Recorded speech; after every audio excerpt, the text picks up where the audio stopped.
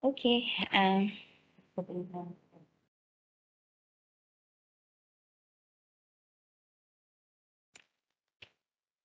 Bismillahirrahmanirrahim. Assalamualaikum warahmatullahi wabarakatuh dan selamat pagi semua. Selamat pagi, Doktor. Dan semua sihat ni? Alhamdulillah. Sehat. Buat tak saya dengar.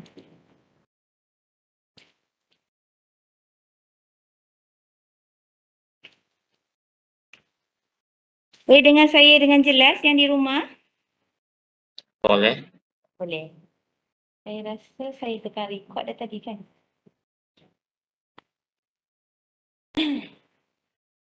Aida tak datang. Okey. Baik. Semua dah scan kehadiran ya? Dah lah kot. Okey, hari ini kita akan mulakan dengan chapter yang baru iaitu chapter on equities and real estate.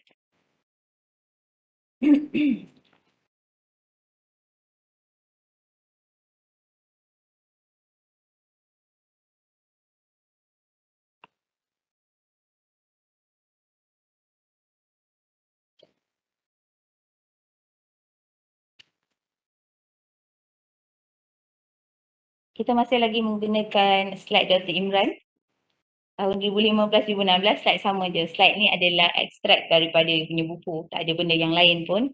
Jadi saya rasa tak payahlah buat yang lain. Kita guna je yang sama. Alright. So, to investment options which we are going to discuss further in this chapter is on equity and real estate. Okay, so equities, also known as ordinary shares or common stock, represent ownership of a company. For equities which are actively traded on the stock market, there is a central market price based upon actual transaction. Okay, so we already talked about stock previously. Saya sembang-sembang kan, bila kita sembang-sembang cerita tu saya cerita tentang saham. Di mana, apakah platform untuk perdagangan saham di Malaysia? Bursa Bursa Malaysia. Malaysia. Okay, good. Okay, Bursa Malaysia. Bagaimanakah cara untuk kita membeli ataupun menjual saham di Malaysia? Jual dan beli dalam kuantiti lot iaitu 100 unit minimum. Unfair macam tak kuat dia cakap. Tak kuat ke? Sekarang okey ke? Kan tak kuat sangat kan? Selalu dia cakap lagi kuat kan? Dan saya punya audio ni dah sekuat-kuatnya dah. Sekarang okey ke? Mic test 1, 2, 3. So, macam dia ada dekat langit kan? Munfik rasa macam you ada dekat langit. Sebab speaker tu kat atas kan? Tak sekuat biasa you cakap. Okey. Saya tengok kalau ada setting. Projector ke? Projector? Kita dekat projector? Sekejap ya, saya cuba tengok speaker setup. Konon-konon tengok tapi tak tahu juga. Korang tahu tak? Ya? Yeah? Ni. Lagi tak tahu.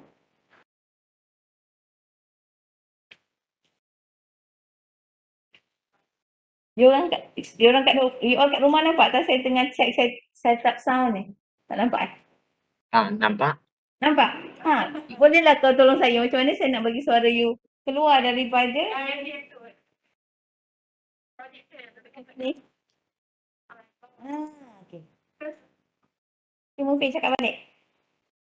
Mic test 1, 2, 3. Boleh ke? Ya. Tak dengar lah. Tak kuat sangat. Selalu dia cakap kuat lagi. Macam tu. Ni projektor 2 je kan? Tak ada pilihan ni.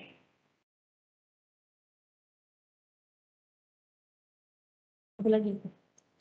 Apa? Ya. Mikrofon. Kamera sound. Tak pastilah. Cuba orang lain cakap. Siapa lagi nak bercakap? Aiman Syafiq ada? Sebab nama dia ada kat situ. Ada Aiman doktor. Syafiq. Ada tak? Ada. Aiman Syafiq ada? Saya ada. Hello. Saya Aiman Syafiq. Aiman Syafiq tak ada doktor dia kata. Ada kita ada dengar suara dia. Di rumah boleh dengar, tapi di kelas I think doktor cannot hear, right? But at home we can hear each other sound. Oh maksudnya you all semua dengar dengan baik. Kami di dalam kelas je tak dengar dengan baik. Tak mana masalah dia tak tahu saya tak dengar. Jadi kita nak buat lah. Mungkin. Dia buka kat sini.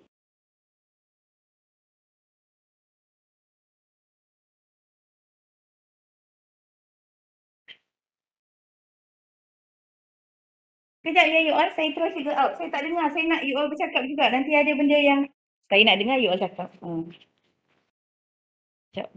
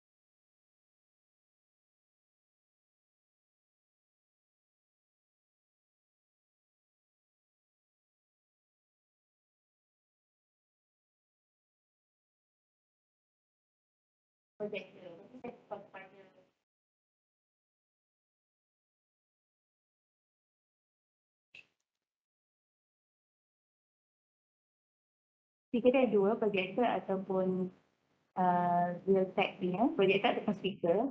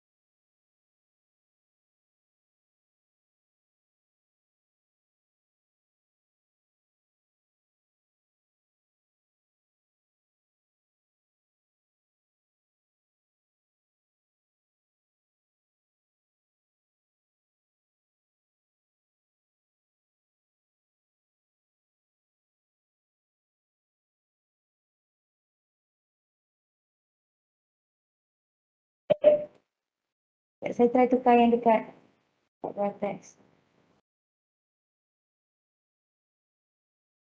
Speaker dekat sini, speaker ataupun projector. Sekejap Mungkin boleh tak cakap sekali lagi? Mic test, 1, 2, 3. Okey, dah jelas dah Cik Amir. Tadi saya tukar speaker dekat yang mikrofon tu ada speaker. Saya tukar kat bawah tu tak jadi, tukar dekat situ jadi.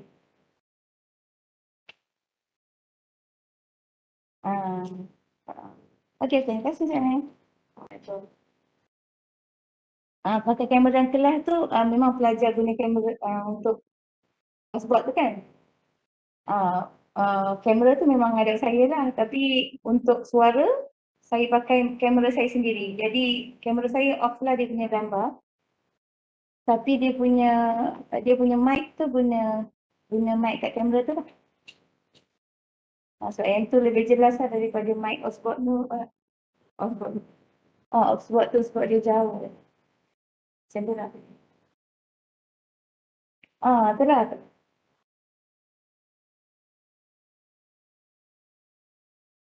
Itulah.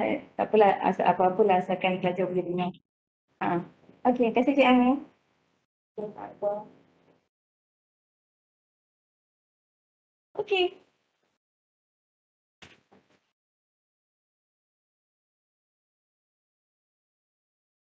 Okey, boleh dengar saya dah? Boleh. Memang you boleh dengar saya dari tadi. Saya yang tak dengar you kan? Okey, apa tadi kita cakap?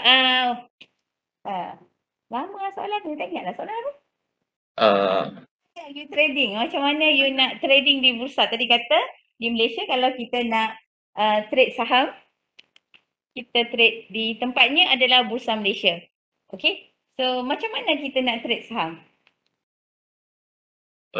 We have to buy at least one lot which is equivalent to 100 unit. Satu lot, okay. Itu dah ke depan. Perkara pertama sekali. Apa dia? Trading in the office hour, not office hour, business time, is it? Memang dia ada timing dia. Itu masa market dibuka. Okay, perkara pertama sekali untuk you dan you juga you di rumah. Okay. Kalau you nak trade di Bursa Malaysia, apa yang you kena buat? Mesti ada duit. Mesti ada duit, okay. You ada duit? You dah boleh trade ke? Ada CDS account. Account, okay. First kali kena buka account. Okay, account apa? CDS. account. CDS account, itu yang first kali kena buat. Kita tak share lagi kan? Tak apa ya, saya nak share ke tak payah share.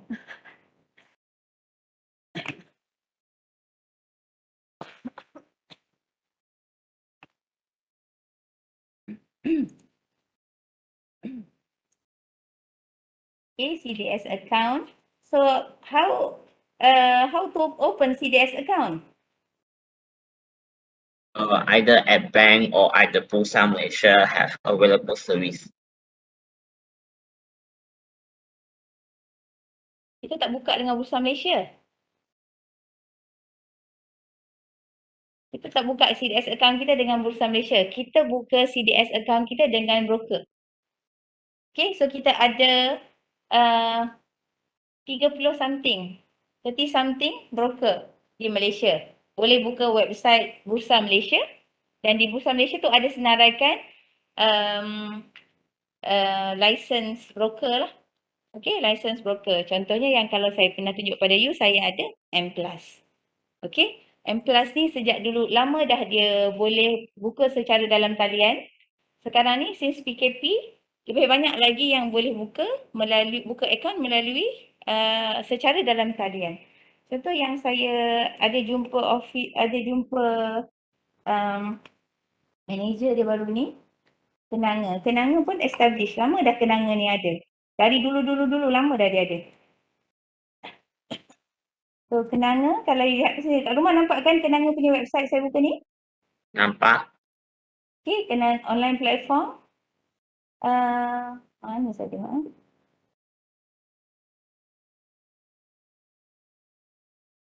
Saya tak ingat saya buka kat mana, tapi you boleh buka daripada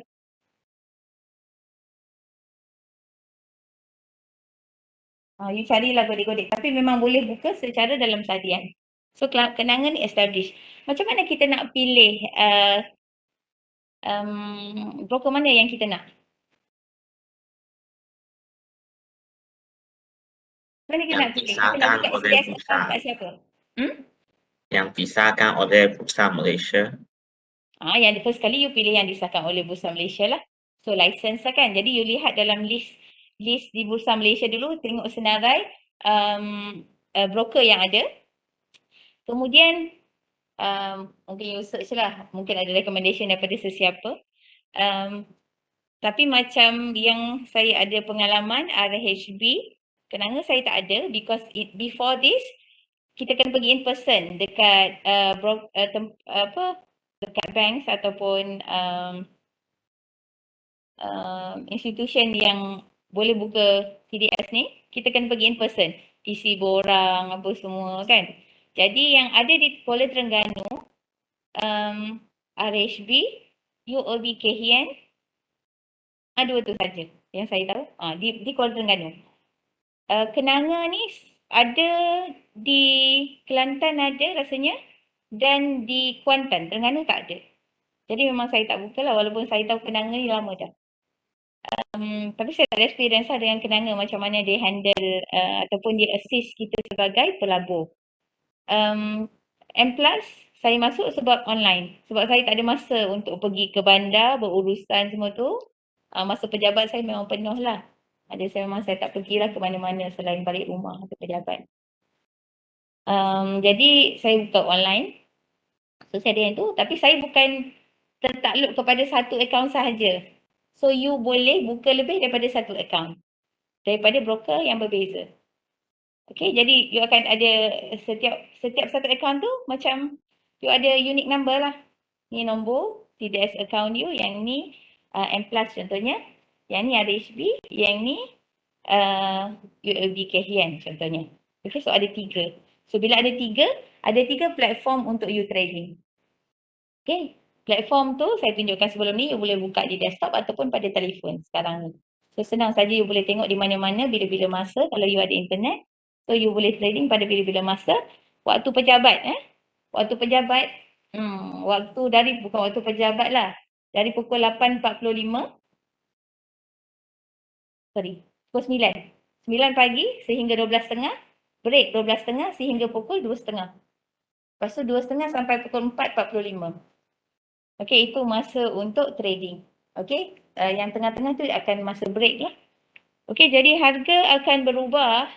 Harga saham ataupun harga saham akan berubah dari masa ke masa. Apa faktor yang mempengaruhi harga, kenaikan dan penurunan harga saham di pasaran? Mungkin politik atau news yang akan affect like the war between Ukraine and Russia, making the market price is unstable, etc. Okey, satu faktor yang mempengaruhi ada news. Okey, yang lain?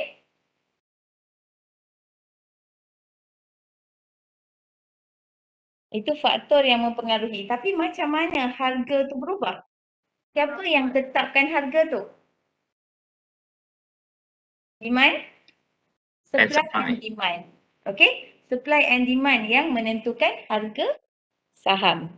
Okey, jadi macam mana saham tu you nak beli tadi? Okey, you beli, you dah ada CDS account. Okey, lepas tu you pada waktu market dibuka, you pun masuk dekat, you buka lah platform you. Okey, lepas tu what to do? You choose lah mana counter yang you berkenan. Okey, lepas tu you order.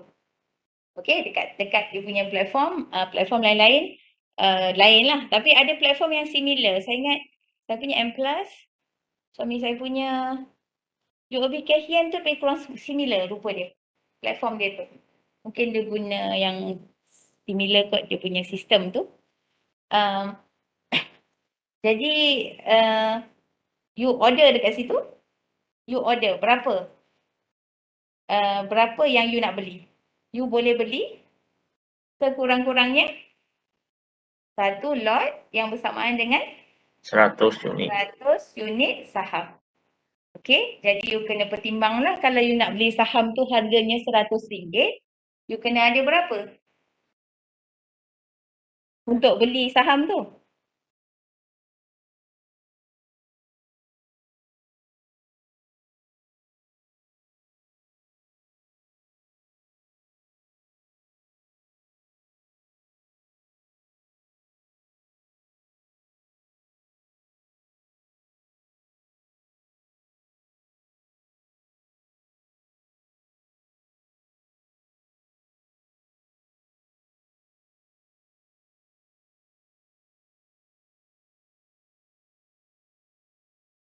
So dapat lihat saya punya skrin ni Nestle, ni ticker dia NESTLE.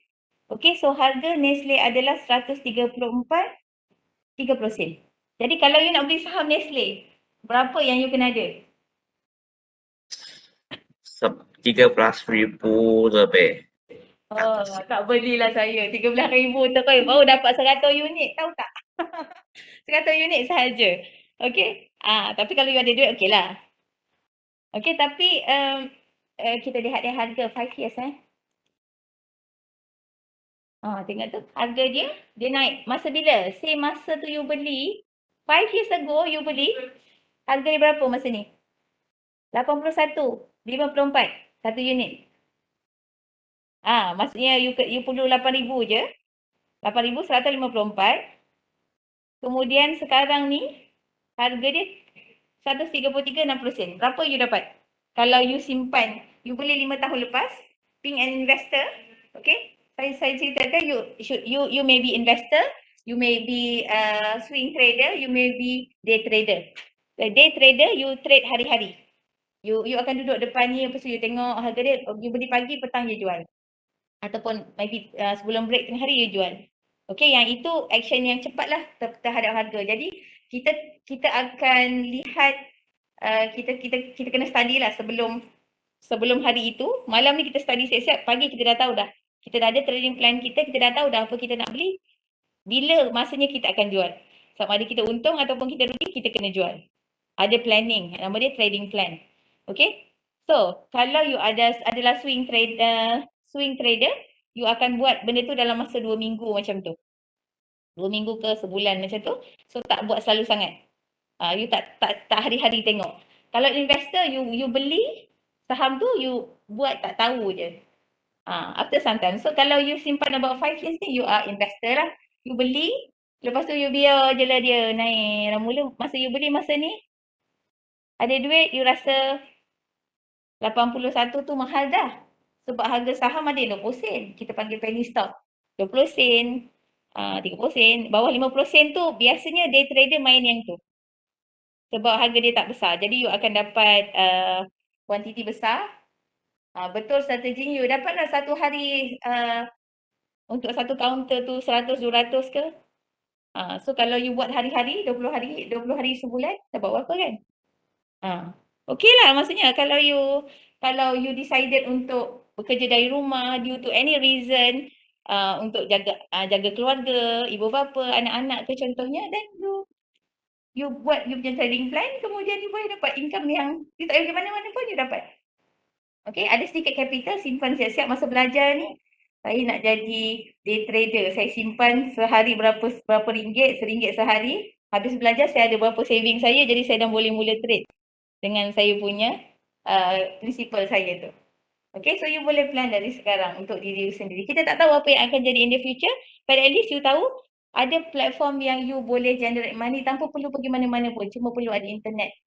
Okay, buka account kemudian you trade. Dan duit lah. Okay. Okay, lepas tu tadi saya kata, okay, you beli 5 years back, you beli lepas tu sibuk dengan kerja. 5 tahun berlalu dengan sangat pantas. Okay, 5 tahun lepas you buat apa? 5 Tidur tahun? di rumah. Duduk di rumah. 2 tahun lepas duduk rumah. Tahun sebelum tu pun duduk rumah. 5 tahun lepas? Form 4. Form 4. Sekolah lagi. Ni dah. Kejap cakap 5 tahun tu. Saya bersalin masa PKP hari tu. Anak saya dah 2 tahun. 2 tahun ni, especially masa PKP, masa COVID ni memang sangat cepat. 2 tahun tu macam tak ada. Macam tak berlaku je. Okay. Jadi, like, beli je. Sebab dia masa tu memang mahal. 81 ringgit tu mahal. Tapi beli je masa tu. Sebab rasa Nestle ni kita dah study lah. Kita mungkin study, wise investor you study dululah. So you rasa fundamentally dia strong. Okay, untuk study tu kita nama dia fundamental analysis. Okay, you buat fundamental analysis, you study dia punya price, macam mana pricing ataupun value bagi saham ni, you determine dia punya intrinsic value ataupun fair value nama dia. Okay, you tentukan harga tu, jadi you tahu harga Nestle akan naik. Okay, dia dan Dan apa kita kata dari segi information tentang company, dia adalah company yang stable. Kita tak rasa dia akan goyah sangat, tidak akan bankrupt dalam masa yang terdekat. Jadi kita beli je, kita buat tak tahu, kita sibuk lah dengan kerja lah apa semua kan. Tengok-tengok sekarang ni dah 133. Berapa tadi? Beza harga dia? 50 lebih. 50 lebih? Mm-mm. 50 lebih, satu unit. Jadi 100 unit di mana tadi? 500 lebih. 5,000. Cuba kira betul-betul. Malas sangat kira. Kira lah betul-betul ni. 134, 30 sen tolak 80 sen. 5,000 lebih. Tolak 81, 54 sen. Lepas tu darab 100.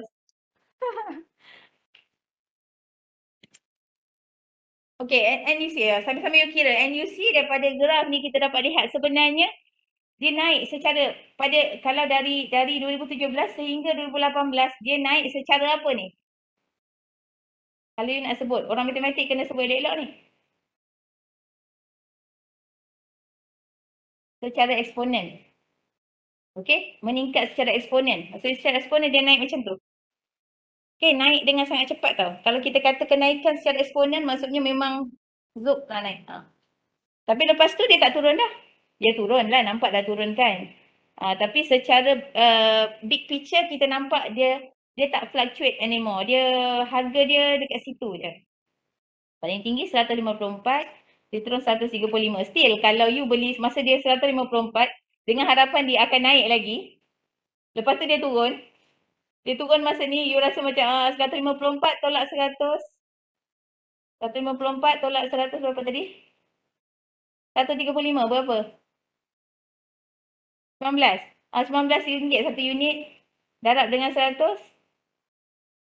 1,900. Ada orang rasa macam banyak juga 1,900 tu kan? Tapi orang yang melabur ni biasanya dia taklah duit dia sikit sangat. Sebab tu lah dia boleh beli berapa ribu tadi kan? Okay. Kemudian dia fluctuate begitu saja. So in a long run kita nampak dia tidak berapa volatile dah. Harga dia macam dah static kat situ. Okey, tapi apa yang kita harapkan daripada saham-saham yang mahal begini adalah dia punya dividen. Okey, saham-saham mahal biasanya dia membayar dividen. So dividen dibayar, ada tak dividen?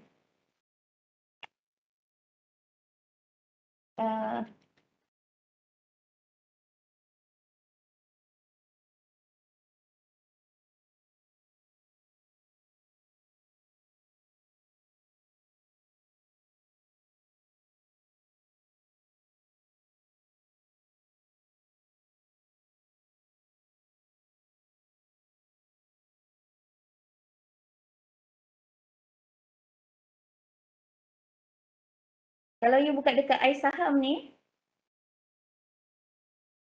buka dekat iSaham, you dapat, you explore lah. Tapi you tahu ada iSaham ni, you explore, you boleh lihat.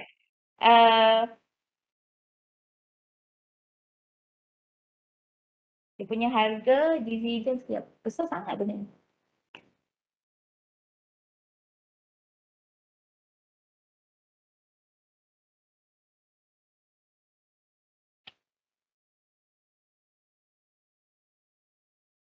Bila nak tunjuk mula tak ingat. Nantilah saya cari balik. Tapi dekat dalam tu ada. Patutnya ada. Sekejap.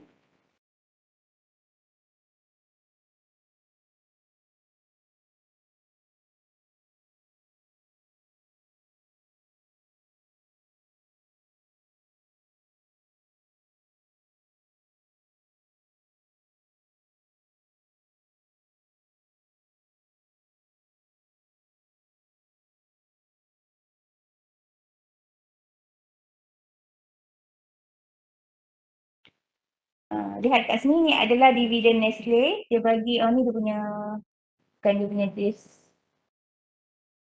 declared date.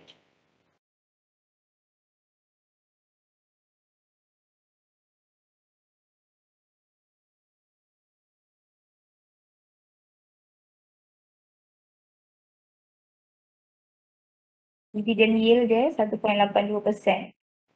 Tak besar sangat.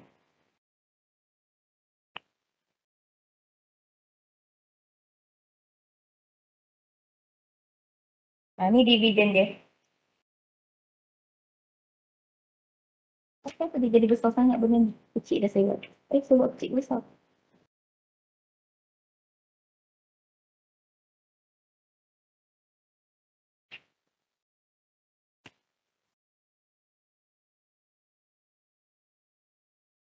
Nampak ni dividen yang diberikan oleh Nestle quarter. Dividen diberikan kita ada berapa kali, dia tulis dah kat situ tak apalah. Ada 4 tu. Q1 tu apa?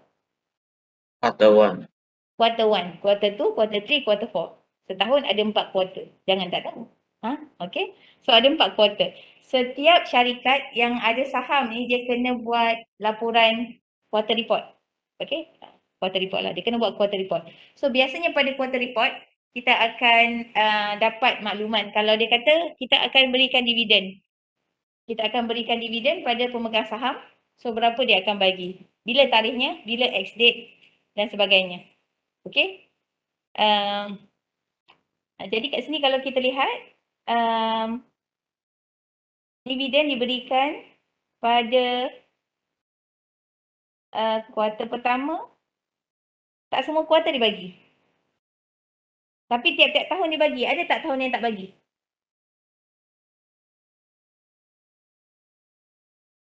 Oh, dari sana ke sini.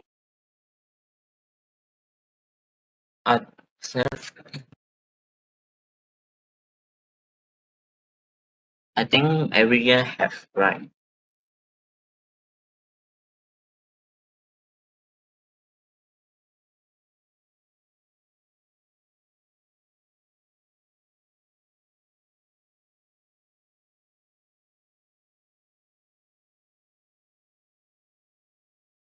Dan setiap, walaupun begitu, walaupun tiap kuartal bagi, dia tak bagi tetap kan?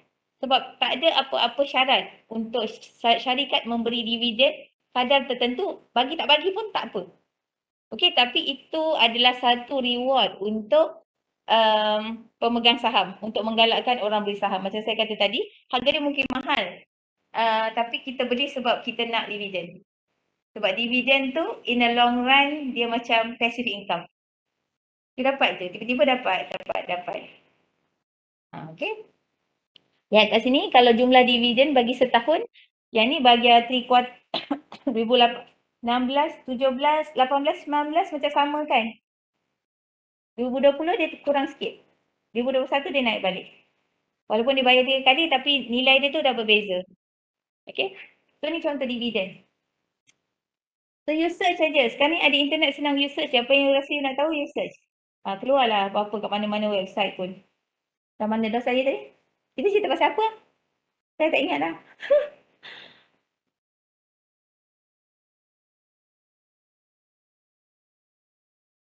Saya tanya apa tadi? Saya cerita pasal dividen, pasal saham. Kalau ingatkan saya. Saya dah pergi merata-rata. Bursa kenapa kita pilih? Okey, pasal dividen. Tak ingatlah saya cakap tadi, saya kata macam mana you nak pilih broker mana yang you nak ambil. Kan? Broker mana yang you nak ambil. Okay, so macam kalau kita belajar ataupun kita dengar talk daripada yang dah berpengalaman, it's good to have more than one CDS account. Tak ada masalah pun. You boleh buka CDS account sekarang, you dah umur 18 ke atas kan? You boleh buka CDS account. You ada account tu, you tak buat apa-apa pun tak apa. Account tu masih ada. Bila you ada duit, you mula. You buka je account tu. Sebab nak buka account tu, dia ambil masa sikit lah.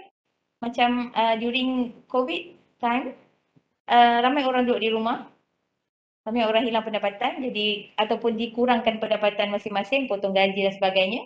Jadi, orang ada masa, ada internet. Jadi, dapatkan pendapatan tambahan melalui pelaburan saham. Jadi, mereka buka CDS account. Kemudian trading lah dari rumah.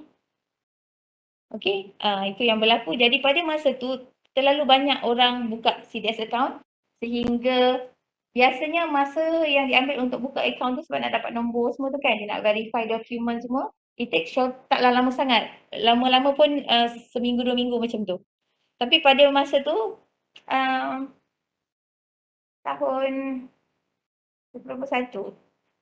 So, saya buka 2020, saya buat tu masih cepat lagi.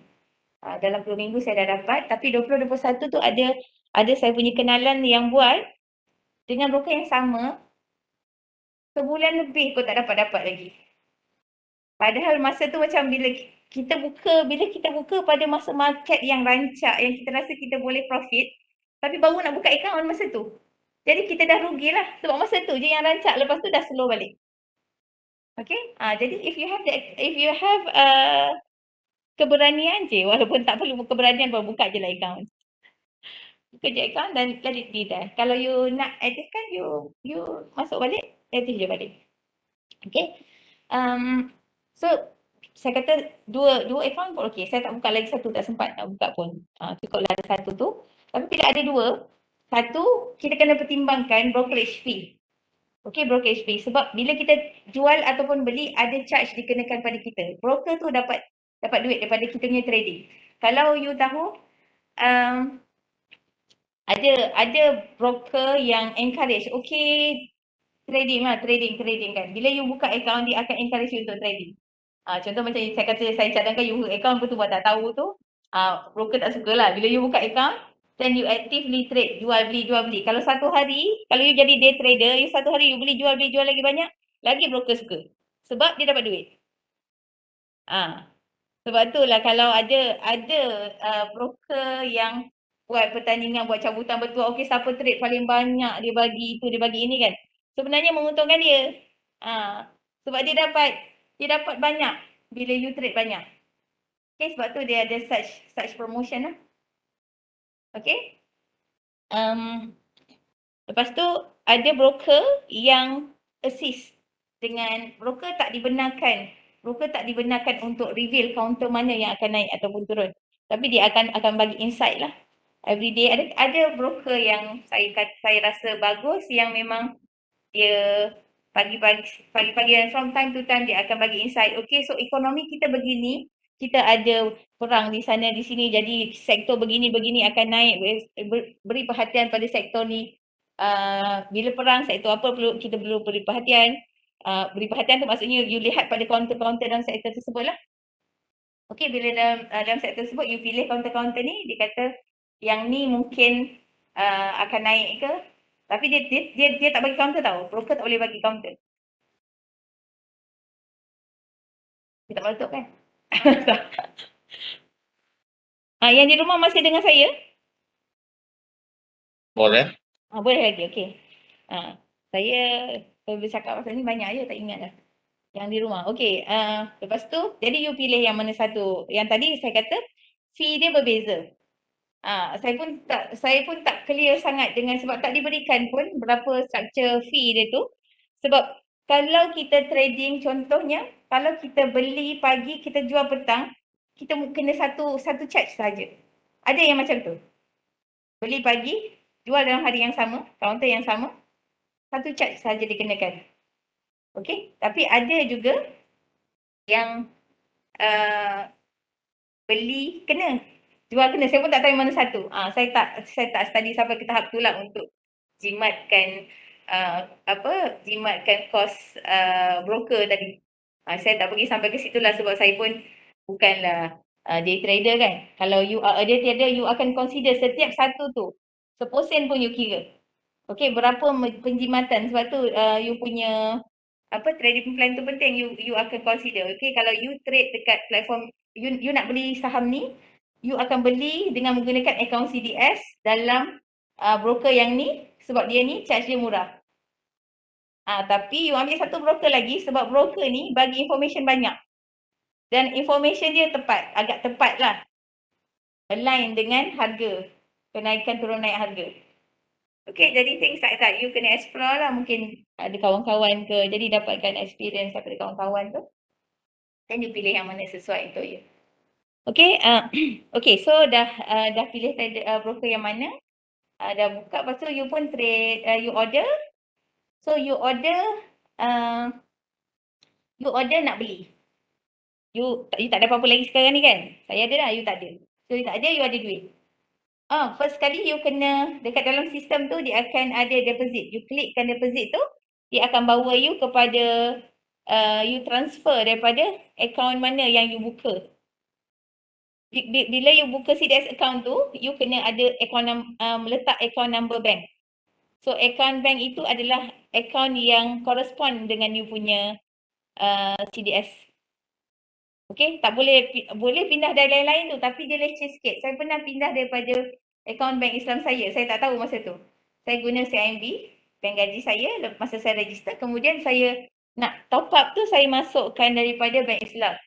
Tapi saya terlupa bagi tahu dengan saya punya agent, saya punya broker, dia jadi pending. Yang saya nak beli tu, saya tak boleh beli sebab saya punya duit tak masuk. Patutnya di immediate dia masuk. Rupanya 3 hari, saya kata kenapa dia pending, 3 hari pending, terus saya call lah kan. Lepas tu dia cakap, oh patutnya kena bagi tahu. Kalau third party account, dia nak verification dulu. Jadi yang mudah kalau saya tahu macam tu, saya transfer daripada Islam saya ke CIMB. CIMB up lah kan dekat dalam CDS account tu. So immediate saya boleh beli apa yang saya nak beli tu. Macam tu lah kisahnya. Okay. Jadi you ada duit dalam account tu, so you masukkan dalam CDS account. Deposit dalam CDS account, so CDS account tu ada duit lah dalam tu. So dia akan bagi tahu you berapa yang you boleh gunakan untuk beli saham. Kemudian you klik order. You pilih lah saham mana yang you nak beli. You nak beli saham apa, berapa unit, you klik, dia siap. Biasanya dalam platform tu dia ada calculator siap lah. Lepas tu kalau tak cukup duit tu tak boleh lah beli. Tapi kita ada juga trading dengan margin account. Itu benda lain pula. Saya pun tak pernah buat benda tu. So maksudnya bila margin account tu you tak ada duit tapi you beli. Macam tu lah ada benda tu. Tapi saya tak sampai ke situ lah. Okay, so saya pakai apa yang saya ada kemudian saya beli. Okay, so katalah you nak beli saham apa? Saham apa you nak beli? Nestle je. Beli saham murah sikit. Baru nak beli sekali dah beli saham Nestle tu kan? Saham apa?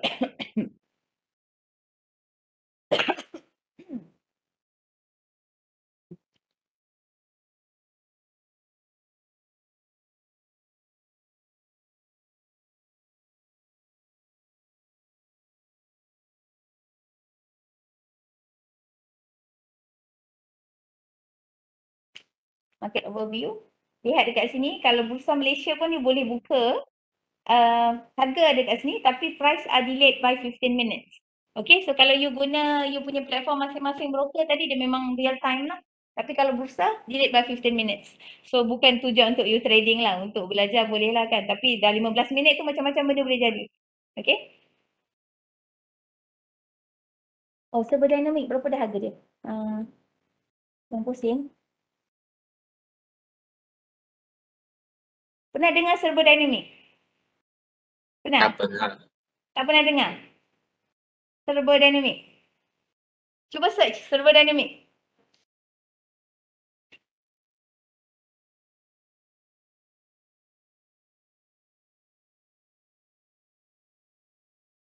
.095. Sudah search. Sudah search. Apa yang you baca tentang Yongtai pernah ada? Dia dibekukan tak boleh buat trading sebab dia defaulting on debt papers. Jatuh berapa? Jatuh berapa? 60% jatuh. Hari pertama bila baru ni? Hari pertama dibuka. Okey, berapa lama dia suspend? Server Dynamic ni company dia establish tapi dia dikatakan buat laporan yang tidak tepat. Laporan kewangan yang tak tepat tentang company. Jadi dibekukan. Kaunter tersebut dibekukan, tak boleh trade. So siapa yang dah beli duit dia, dah beli saham dia, termasuklah saya, tak boleh buat apa-apa dengan duit saya dalam tu. Saya trade, so katalah saya trade berapa masa tu? Tak payahlah kata-kata saya trade lah. Saya trade dalam, saya beli sebab dia punya kita kata dia punya fundamental dia baik, company tu. Dia punya CEO, board of director dia juga baguslah kita kata.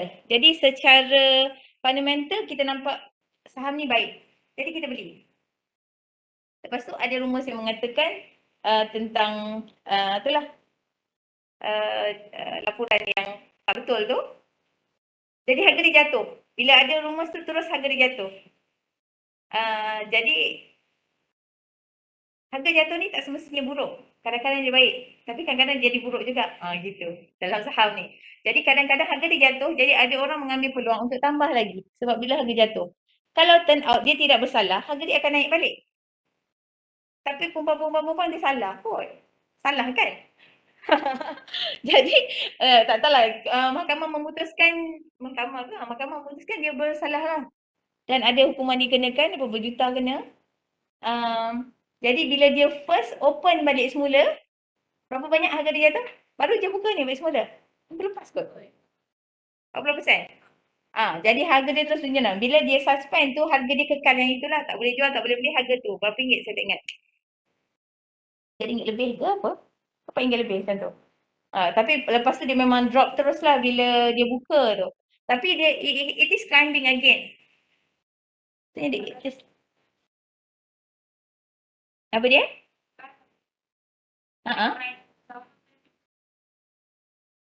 Boleh apa? Tengok tengok dia punya harga saham dia. Alamak, mana dia tadi? Ni dia. Banyak betul benda ni, gambar saya lagi. Kejap, close. Okay, ni harga dia dulu. RM2.10, lepas tu dia climb up sampai sini. Saya tak tahu kenapa jadi jump down ni, tapi berlaku dekat bila harga jatuh ni, contoh macam Top Glove, dia apa nama dia? Saya tak datang nama dia tu apa, tapi ada satu situation yang dia turunkan harga. Dia turunkan harga saham dia tu, tapi unit you akan bertambah. Value bagi setiap, value bagi saham tu adalah kuantiti darab dengan harga saham. Okay, kuantiti darab dengan harga saham. Tapi yang ni saya tak pasti, nanti saya check balik macam mana. Tapi keadaan yang berlaku nampak jump down terus macam tu adalah biasanya company yang decide untuk rendahkan harga dia. Dia rendahkan harga dia, tapi kuantiti bertambah supaya value masih sama. Faham? Macam contohnya kalau saya ada RM1,000 lah, ada RM1,000 dalam tu, patutnya kuantiti saya ada 100 lah kata. Okey, tapi harga saham dia berapa satu? 10 lah kan? Kalau 1,000 darab 10, 100 darab 10, 1,000 lah kan? Okey, jadi dia turunkan harga jadi RM5. Jadi kuantiti saya jadi berapa? Double lah kan? Macam tu. So untuk saya jadi begitu. Tapi harga dia di pasaran akan turun. Jadi RM5 daripada RM10 tadi. Okey, jadi bila RM5 orang masih beli. Contoh macam Nestle tadi orang tak mampu nak beli dah RM103 tu. Jadi dah tak rancak sangat kita kata. Tapi Nestle dia ada banyak, mungkin dia punya corporate client banyak. Corporate client contohnya, corporate client ni company-company besar tau. Contohnya kita ada kita ada company yang besar apa? Pemegang fund-fund yang besar ni. KWSP. KWSP. Kumpulan Wang Persaraan, pencen tu. Kuat. Dua yang besar. Tabung haji. Dan banyak lagi lah. Fund-fund. Tapi kalau KWSP tu memang besar lah. Jadi kalau dalam kita punya platform trading kita dapat lihat news, dia akan tulis kat situ news dan ada lagi kolom-kolom lain dia akan maklumkan kat situ. Contohnya KWSP acquire, maksudnya dia beli. Acquire saham daripada saham mana-mana. Bila dia beli, kita tahu dia akan naik harga dia. Sebab dia beli, bila dia beli, dia akan beli dengan amount yang banyak. Kan, bila KWSP beli saham, satu saham, sebab dia fund dia besar, dia akan beli banyak. Bila dia beli banyak, apa jadi dengan harga? Harga jadi tinggi sebab supply jadi kurang. Sebab demand tinggi. Okey, bila demand tinggi, harga akan naik. Okey, tapi bila kita lihat dia jual, something wrong dengan harga ni. Kadang-kadang ada orang retail trader adalah kita yang peruncit, orang kecil-kecil ni lah, pelabur saham yang kecil-kecil ni, dia akan lihat, oh kalau yang ni besar, kita satu istilah lagi dia panggil jerung-jerung lah. Jerung-jerung besar ni dia akan lihat, kalau dia ni jual, maksudnya harga dia akan jatuh ni. Kenapa dia jual? Kita akan question benda tu. Kenapa dia jual? Kenapa dia jual betul? Yang ni pun jual. Ada masalah tak dengan syarikat ni? Sebab kadang-kadang kita tak ada information. Kita tak tahu. Tapi those yang big corporate ni dia tahu dah. Ada satu yang something yang berlaku dalaman. Mungkin akan ada, dia ada rumours, dia ada insider information. Insider maklumat dari dalaman, sumber dalaman yang kata ada akan ada berlaku, contohnya pertukaran board of director. Okey, bila ada pertukaran board of director, kita tak pasti lagi hala tuju company macam mana. Sama lah isunya bila kita bertukar Perdana Menteri, bertukar kerajaan. Investor dari luar, secara umumnya investor dari, kalau Malaysia ni sebagai satu tempat untuk melabur, bila terlalu kerap kita ada pertukaran kerajaan ni dan tak stabil, investor tak berani nak masuk. Sebab kalau masuk nanti kalau harga jatuh ke, kalau company jadi, negara jadi huru-hara ke apa ke, jadi macam mana dengan investment masing-masing kan. Jadi pelabur luar kurang masuk. Bila kita ada terlalu banyak tadikan politik pun mengganggulah kita punya pasaran saham tu. Okay, so itu big picture lah, itu negara. Kalau dari segi saham macam tu lah, board of director bertukar pun boleh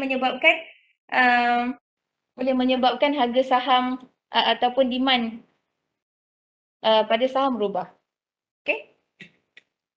Alright, so tadi ni kat sini, lepas tengok dia turun. Dia bukan turun lah, dia dah turunkan harga dia tadi, lepas tu dia fluctuate kat situ. Ni masih bila? Januari 22. Yang dia suspend tu masih bila?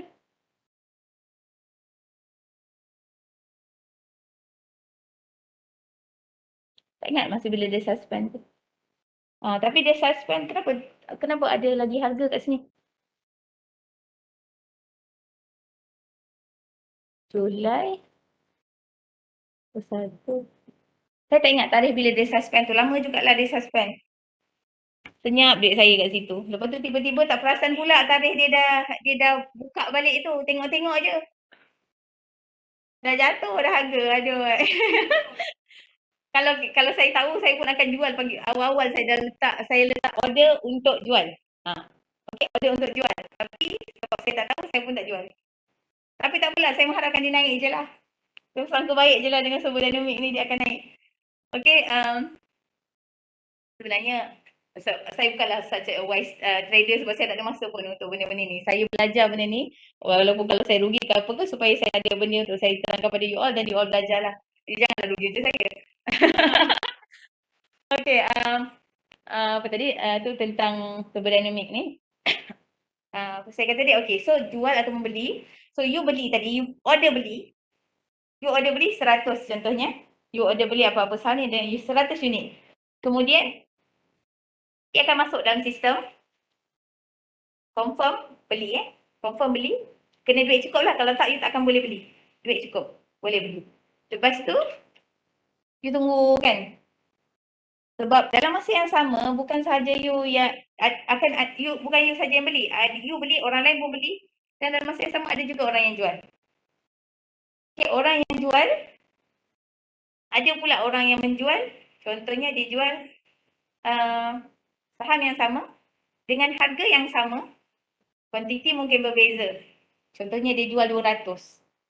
You nak beli tadi harga RM5 saham tu, 100 unit. Ada orang nak jual dengan harga RM5, 200 unit.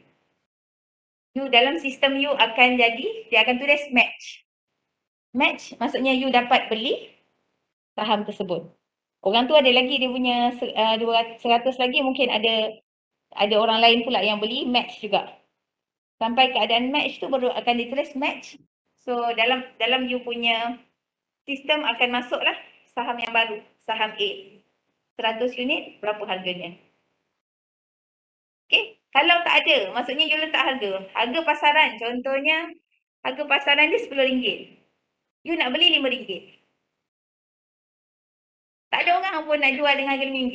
You letaklah RM5 tu. Tak dapat sampai sudah sebab tak match. Okay? Dah tak match. So you takkan dapat lah benda tu. Jadi dalam kita nak beli ataupun jual saham tu pun kita kena tahu macam mana berapa kita sanggup untuk bayar benda tu. So harga di pasaran begini, you boleh lihat harga yang real time pada bursa tu. You boleh lihat juga dekat dalam platform you, dia akan ada juga market depth kita panggil. Kalau dalam saya punya sistem kita ada market depth tu 3 layer saja, you ada yang 5 layer. Biasanya kalau tak faham lah you all ni 5 layer 3 layer. Tak apalah. Dia ada market depth tu, dia akan beritahu you berapa harga jual yang orang letak. Contohnya tadi kata harga dia RM10. You boleh lihat dekat dalam you punya sistem tu, orang jual berapa harga. Ada orang jual harga RM9.90, berapa banyak orang jual.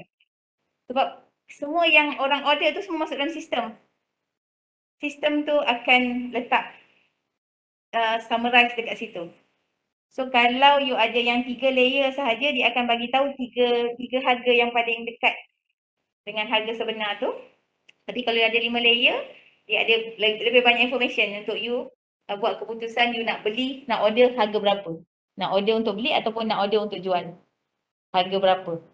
Okay? 3 pun cukup lah. Tapi kalau nak 2 layer lagi tu biasanya kena tambah bayaran lah pada broker. Okay? Okay, so itu idenya. Bila dia match, then you dapat. Kalau tak match, tak dapat. Okay? So you dah trade sekarang. So you dapat lah. You tengoklah lepas tu counter tu, harga turun naik.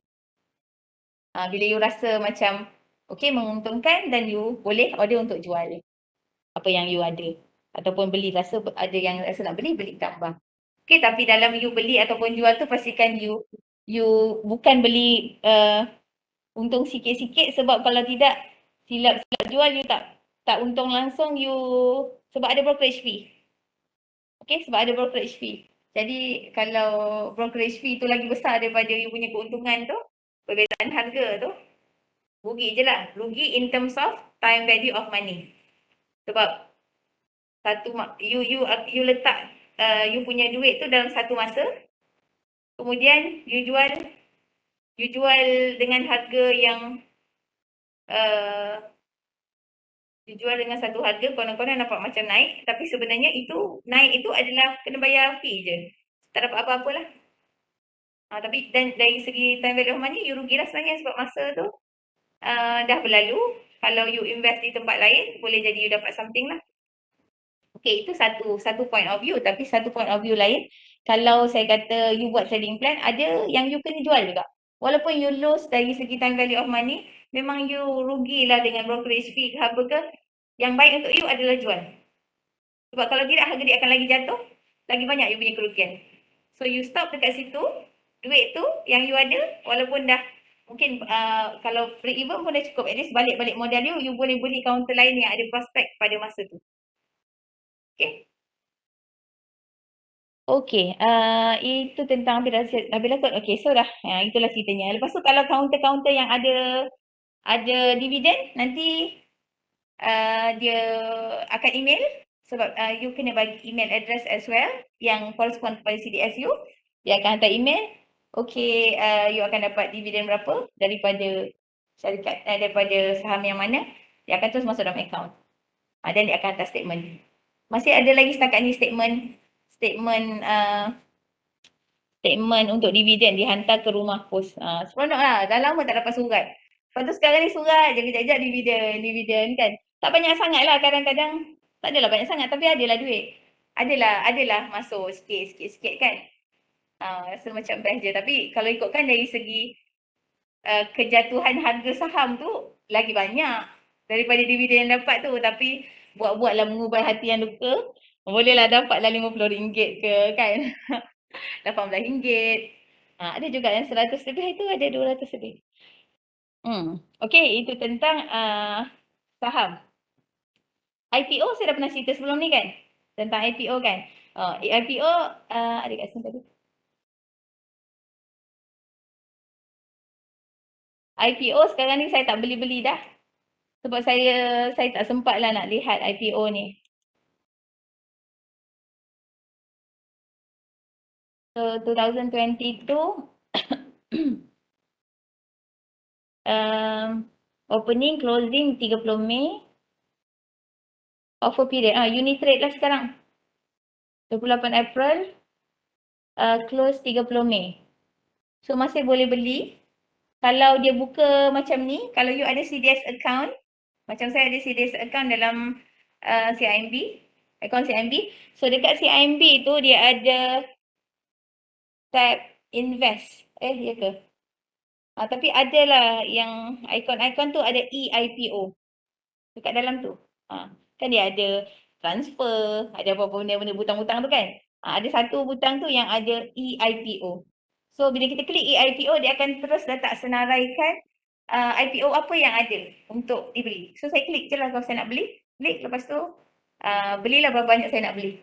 Kemudian dia akan ambil duit saya tu, dia terus tolak duit saya sebab dia bukan, kita beli tu kena duit yang cukup dalam akaun kita. So dia akan tolak duit saya. Lepas tu dia hold dulu about a week macam tu. Dalam seminggu, while dia seminggu lepas daripada tarikh tutup. So dia akan, bila tarikh tutup, dia akan buat balloting. Balloting tu maksudnya dia pilih lah siapa yang terpilih untuk beli ni. Kita letak duit kita dah kat situ. Kalau kita dapat, dia tak kembalikan duit kita. Kalau kita tak dapat, dia refund balik. Okay, dia refund balik kat kita. Dia refund balik. Kalau saya punya M+, saya buka account, saya gunakan CIMB. Dia dua account tu dengan M+ tu, kalau saya buka CDS account, CIMB GCS, itu broker untuk CIMB. Kalau yang tu saya tak kena charge untuk beli IPO. Tapi disebabkan saya guna M+, account saya adalah account CIMB, saya kena charge. Ada charge lah RM2.50 kot. Macam tu. Ada charge RM2.50 bukan seunit RM2.50 satu transaction tu. So RM2.50 satu transaction tu, tapi kiranya kalau saya tak dapat RM2.50 tu lah. Dia kembalikan duit saya harga IPO yang saya beli tu sahaja. Okay. So masa beli IPO tu sedikit ada emosi juga yang terlibat sebab kita macam mengharapkan harap-harap duit dalam bank account tak bertambah. Biarlah duit ni sikit, sebab kita dapat saham tersebut lah. Tapi berapa kali je yang dapat, susah nak dapat. Sebab dia tak tahulah macam mana faktor dia, macam mana cara dia buat balloting tu, tapi jarang dapat lah. So saya malah nak fikir, sekarang saya tak boleh lah lagi buat masa sekarang. Okay, so sekarang ni ada opening, maksudnya bila dia opening 28 April, dalam CIMB saya memang dah ada terus. Saya boleh tengok dekat EIPO tu memang ada terus unit rate ni. Yang ni dah, masih ada lagi. Synergen ni dah issue ke belum? Synergen ni dah tutup dah hari tu. Saya pun tak ingat. Okay, so yang ini biasanya kalau IPO ni memang cara investmentnya, cara untuk mendapatkan keuntungannya adalah pada hari pertama jual. Itulah kaedahnya. Biasanya begitulah orang buat. Bila di hari di issue IPO, maksudnya dia initial public offering, kali pertama dia offer di market. Jadi dia belum ada lagi historical punya value, historical punya data. Baru kali pertama dia nak keluar di market. Jadi pada hari pertama dia dilistingkan, masuk dalam bursa tu, biasanya orang akan terus jual. Tapi tak semestinya. Antara faktor, cara kita nak tahu ataupun, tapi tak tentu juga benda tu ada, those are uncertainty. Dia boleh kata oversubscribe. Kalau awak tengok Synergen ni, cuba search CNERGENZ. Berapa dia oversubscribe? Oversubscribe tu maksudnya dia dah letak setiap IPO ni, dia offer IPO sebab dia nakkan dana daripada public. Initial public offering, dia offer pada public dia punya saham tu sebab dia nakkan duit. Kita bayar saham tu, kita akan kita bagi duit kita pada dia lah kan, pada syarikat tu. Kita menjadi pemegang saham bagi syarikat tu. So syarikat tu ada planning, sebenarnya dia nak berapa? So berapa je sebenarnya yang dia nak keluarkan saham dia sebab dia nak duit sebanyak ini untuk projek dia apa-apa. Okey, itu yang dia nak sebenarnya. Tapi berlaku yang oversubscribe. So berapa dia oversubscribe? Senior Jen.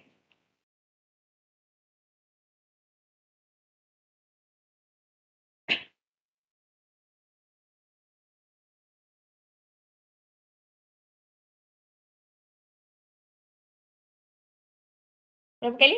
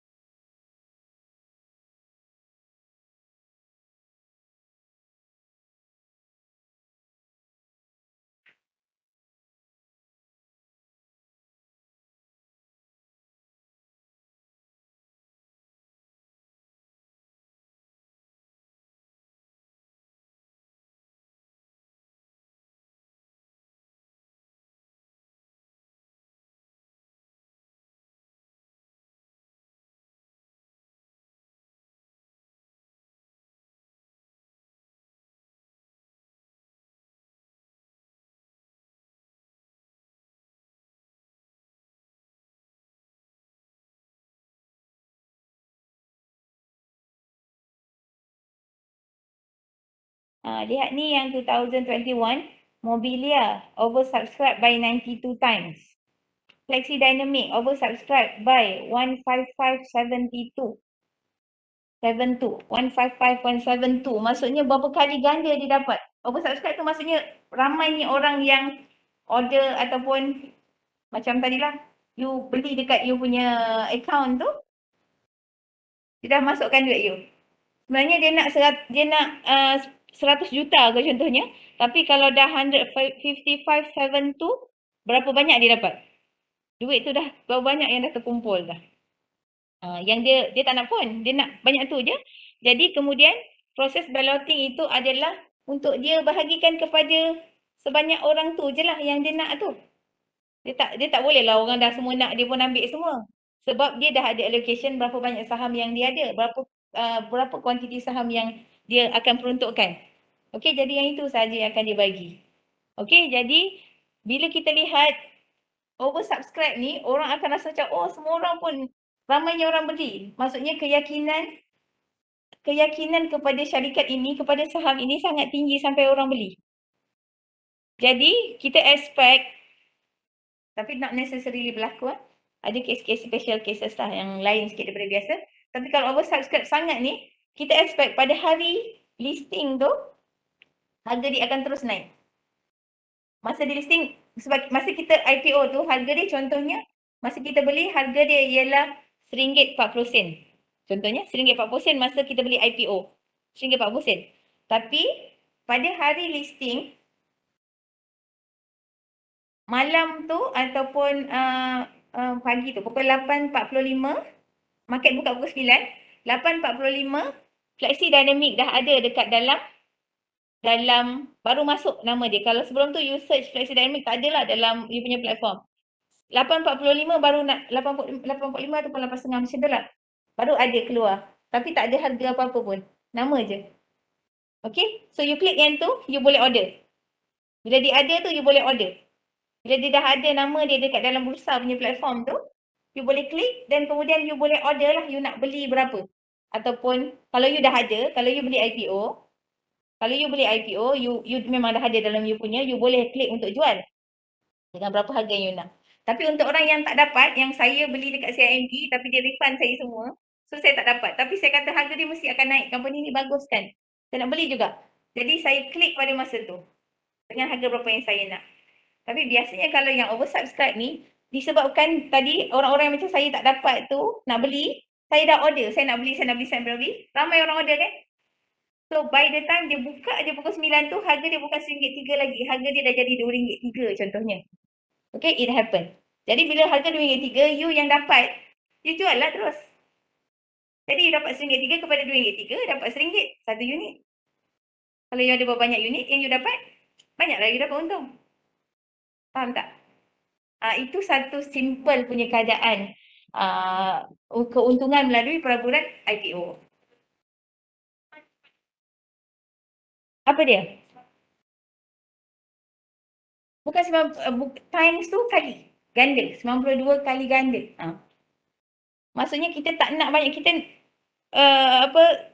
nak banyak tu je, tapi 92 kali kita dapat. Banyaknya oversubscribe tu. Okay, it happen tapi ada beberapa saham, saya pun tak tahu kat mana. Ada tempatnya, kalau tu kita boleh dapat lihat dekat online pun. Historical punya. Yang saham tu kita rasa dia, saya rasa Seng kot. Seng rasa ni baru ni dia IPO. Sekejap, Seng.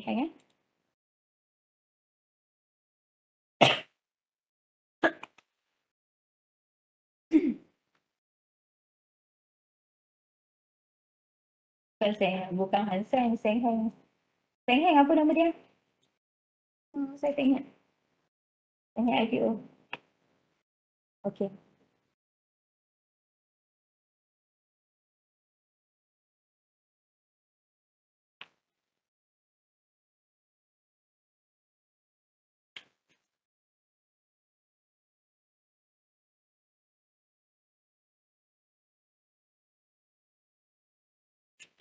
Dia bagi stop orang Seng Heng pula. Tak apalah, biar je lah. Ignore je For the spell salah sebut is SEN, right? The Seng Heng, not SEN. Seng Heng Okey. SEN. Share prices. Saya tak bagi juga. Mana dia?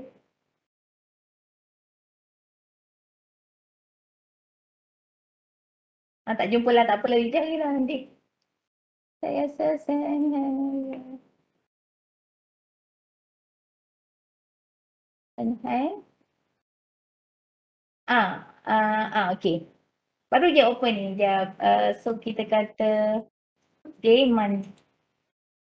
Ya.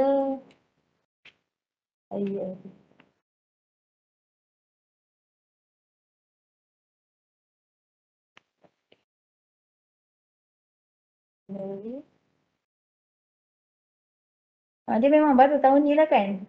Ya. Betul lah, dia baru tahun ni. Januari dia baru je kan? Seng Heng baru je kan? Baru. Tapi lihat kat sini masanya. Tapi dah naik balik harga dia. Okey, masa hari tu, mula-mula IPO dia 91. Highest dia 091. Dia chart tu high 091. 91 sen. Low 70 sen. Tapi harga dia 86 sen. Pada hari tu 86 sen.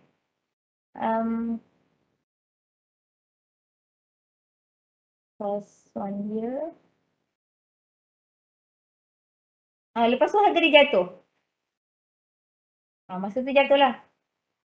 Maksudnya tak semua. Ada yang saya tunjuk satu ya. Kalau tu yang ni yang menunjukkan lepas daripada listing dia jatuh. Harga dia jatuh juga. Okey, tak semestinya semuanya naik. Dan jatuh nampak taklah naik sangat kan. Lepas tu turun sekarang. Kalau kita ada, saya kau cerita pasal saham ni. Itulah tak dengar saya cerita pasal saham ni. Tak masuk kuliah lagi. 2 jam saya cerita pasal saham. Mana dia ni? Cepatlah naik. Dia ni.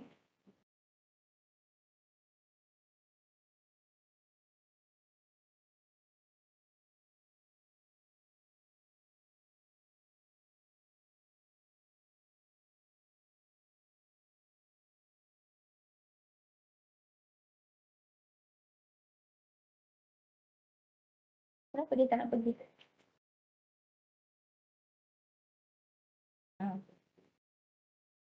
Ada.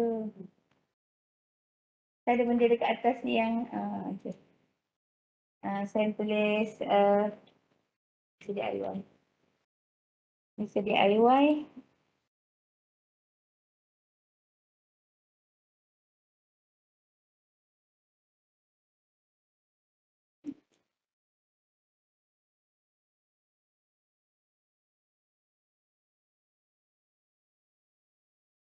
Bursa DIY. Bursa DIY adalah harga saham yang bermula dengan 1.75. IPO dah berapa? Saya tengok IPO dia berapa ni hari pertama dia. Tapi lepas tu dia naik. 1.75 naik lagi sampai 3. So naiklah harga dia. Memang kalau siapa yang ada IPO pada masa tu, you beli dengan saya ingat you boleh tengok IPO DIY berapa harga IPO. Sebab harga IPO dengan harga pertama tu tak sama, tak semestinya sama. Sebab bila listing hari pertama tu harga dia lain lah. Berapa? RM1? RM1.60. RM1.60, okey. So RM1.60. Jadi pada hari pertama dia listing, harga dia terus RM1.75. Nampak tak? RM1 apa? RM1.60? RM1.50? RM1.60. Jadi bila dia listing tu terus RM1.75. RM1.75 tapi highest dia RM4.24. Ya ke yang ni? Ni ya ke? Fire chart. Oh tak apalah. Yang ni dia satu hari tu pun pada masa dia listing tu tak banyak harga yang ditawarkan. Jadi boleh jadi untung banyak lah. Paling-paling kurang pun RM1.75 pun dah berapa yang dapat terus daripada berbeza dengan RM1.60 tadi kan. 15 sen dah naik. Tu banyak tu 15 sen. 15 sen naik untuk satu unit. So kalau you beli paling kurang pun 100 unit. Tapi biasa beli banyak lagi lah. Lepas tu dia pun terus naik. Jadi those yang beli IPO pun terus jual pada masa tu. Konon-konon rasa dah untung dah dapat 15 sen. Rupanya kalau pegang lagi beberapa hari kan, dia naik lagi. Dia naik lagi. Lepas tu kalau lah saya simpan sampai masa ni, banyak sikit saya dapat kan. Simpan lagi sampai masa ni, banyaknya lagi saya dapat. Contohnya adalah orang yang saya kenal licin. Yang jual, lepas tu macam, bila nampak, lah harga dia naik lagi ke? Nak beli ke kat sini? Tapi kan dia turun pula. Tak payahlah beli. Rupanya dia naik lagi. Menyesalnya tak beli hari tu. Begitulah penyesalan trader. Always about risk. Kalau you sanggup ambil, memang boleh jadi dia akan turun. So, kalau you beli kat sini kan, kat sini nampak dia turun. Dia turun. Tak berapa naik sangat lah pun. Ni berapa ni? 4.24. 4.24 highest. Kalau you beli pada 4.24 tak naik dah rupanya. Itu highest je dalam 5 tahun. Lepas tu dia dah jadi berapa je? Sampai sekarang 3.43. Macam tu lah. Okay. Okay, ada soalan? Tak ada soalan? Ada apa lagi nak saya cerita tentang saham? Dah habis lah. You boleh trading lah lepas ni. Buka je lah account. Saya tak promosikan mana-mana broker. Kata you lah nak buat yang mana-mana yang you suka. Semoga you ada pendapatan at least untuk diri sendiri. Tambahan pendapatan untuk jadi broker. Tak. Saya berangan nak jadi broker juga. Tapi saya tak berangan. Jangan cakap dengan orang. Recorded ada satu exam yang kena ambil. Saya tak go through, saya tak pergi cari lagi. Maksudnya saya tak apa exam yang ada, tapi memang ada exam yang saya kena ambil lah. Kemudian saya jadi remiser. Remiser bawah broker. Bawah broker dia ada dia punya remiser. Remiser adalah kira macam kita boleh kata penasihat lah. Setiap kita, kalau saya bawah broker M+, bawah M+ tu ada remiser. So saya di bawah remiser tertentu, ada nama dia, ada nombor dia. Remiser ini di bawah M+. Faham? So you boleh jadi this remiser. Tapi you punya knowledge kena banyak lah. You ada kena ambil exam apa semua. Dan remiser ni pun tak boleh reveal juga. Dia punya etika dia memang tak boleh reveal lah. Walaupun remiser ni patutnya tahulah banyak. Tahu tentang market, tahu kita boleh expect lebih baik lagi. Apa yang akan naik, apa yang akan turun. Tapi dia pun tidak boleh, salah etika lah kalau dia bagi tahu kau beli kepada trader untuk beli saham ni. Tak boleh. Tapi kalau you lihat, terus stock gurus lah kita panggil kan. Kalau you pernah dengar, kalau di YouTube ada Mr. Money, kita ada Asri Academy. Apa lagi Nazri apa nama dia? Nazrihan ke? Itu antara nama-nama yang ada. Banyak lagi lah. Banyak lagi. Tak ingat nak sebut, tapi banyaklah nama-nama yang memang kita kata dia buat kelas-kelas berbayar lah. Mula-mula dia promo yang free-free. Lepas tu you nak extra lagi, you masuk kelas berbayar. You masuk yang free je, jangan masuk yang bayar tu. Nanti masuk kelas free lain lagi kan. Lama-lama you tahulah. Okay, bayar, diorang ni ada yang kaedahnya adalah copy trade kita panggil. So dia akan buat beli saham ni, jual yang ni. So orang di bawah dia macam mentoring in person lah. Ada beberapa group dalam tu dia kata, so dia mahu buat dalam group WhatsApp ke Telegram ke apa. So dia akan beritahu, okay hari ni kita akan fokus kepada kita akan beli saham ni, jual saham ni, macam tu. Akan ikut je dia. Itu kita main copy trade macam tu. Itu ada juga cara macam tu untuk yang beginner. Kalau nak buat cara tu, tapi saya tak buatlah cara tu. Banyak kosnya nak bayar orang tu. Tak payahlah kan. Bukan itu tujuan saya lah buat masa ni. Tapi ada such thing lah untuk you. Mana-mana cara yang you rasa sesuai untuk you. Okay. Banyak dah saya cerita tentang saham ni. Okay. Penat dah you dengar saya cakap. Saya rehat Kejap je lagi. Okay, saya masuk sikit je kepada kuliah kita hari ni. Mana tadi? Yang di rumah masih boleh bertahan? Boleh. Boleh bertahan Saya ni cerita banyak. Kalau pasal saham ni memang cerita je tak habis. Dari awal mula kuliah cerita. Sampai sekarang cerita. Okay. So, kita akan pergi pada first kali equity saham tadi yang saya cerita panjang-panjang tu. Point ni je satu point. Banyaknya aku bercerita. Okay. Kemudian real estate. So, real estate saya belum terlibat lagi dalam ni. Tapi saya kata saya akan bawakan kawan saya pada 8 bulan 5 nanti untuk ceritakan tentang ni. Dia kata dia nak datang bersemuka. Malam dengan bawa lagi 2 dia punya assistant untuk orang lain sekali lah kalau sesiapa nak ni. Jadi saya dah cakap dengan pegawai macam kita akan hebahkan kepada UMT lah so sesiapa yang nak join sekali. Turn out ada masalah sikit kot pagi ni. Jadi dia kata dengan transportation kot. Jadi macam online lah kot. Setakat ni online. Tak tahulah kalau tiba-tiba dia nak bersemuka balik. Okay. So dia dah lama dalam bidang real estate ni. It is very interesting. Yang secara umumnya kalau dalam perancangan kewangan, you buat projek perancangan kewangan kan. Okay. Kalau you beli kereta dengan rumah, mana lebih wise? Kereta Rumah. mahal dengan rumah sama mahal. Rumah. Rumah adalah satu yang berbentuk investment. Walaupun dia ada susut nilai, bangunan susut nilai. Tapi tanah tak susut nilai. Tanah value dia naik. Bukanlah tak susut, tapi dia naik lah value dia. Bangunan tu susut nilai. Kereta memang susut nilai. Okay, jadi dari segi perancang kewangan, you akan advise untuk beli kenderaan yang sepatutnya ataupun mengikut keperluan sahaja. Bukan bermewah-mewah, lagi-lagi untuk yang baru bekerja. Okay, kalau you dah terlajak banyak duit, tak apalah you nak beli yang mahal kan, sekali you nak beli. Ataupun kadang-kadang ada orang yang beli mahal-mahal tu dia nak menunjuk-nunjuk. Tak payah dia memang menunjuk. Dia nak menunjuk-nunjuk untuk bisnes dia. Jadi dia dapat duit kan? Jadi dia menunjuk-nunjuk tu ada sebab. Supaya korang boleh percaya dengan dia, korang beli pula produk dia. Sebenarnya dia bukanlah banyak sangat duit pun. Macam tu. Okay, tapi untuk kewangan peribadi, rumah tu lebih satu pelaburan yang lebih baik berbanding daripada kereta. Sebab kereta memang akan susut nilai.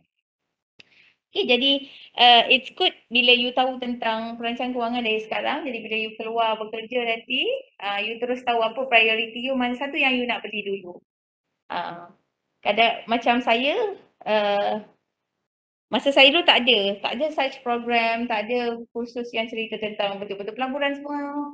Adalah tapi very on book lah boleh kata. Jadi memang kita tak nampak pun macam apa kita nak buat lepas ni.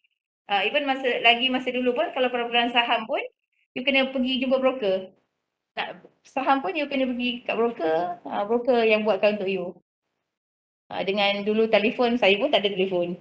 Masa saya belajar undergrad dulu. Macam tak perlu pun ada telefon. Pakai public phone lagi. Masa tu lah. So, zaman berubah. Dah berapa tahun dah daripada saya belajar dulu? Tahun 2000? Tu dah saya. 2000.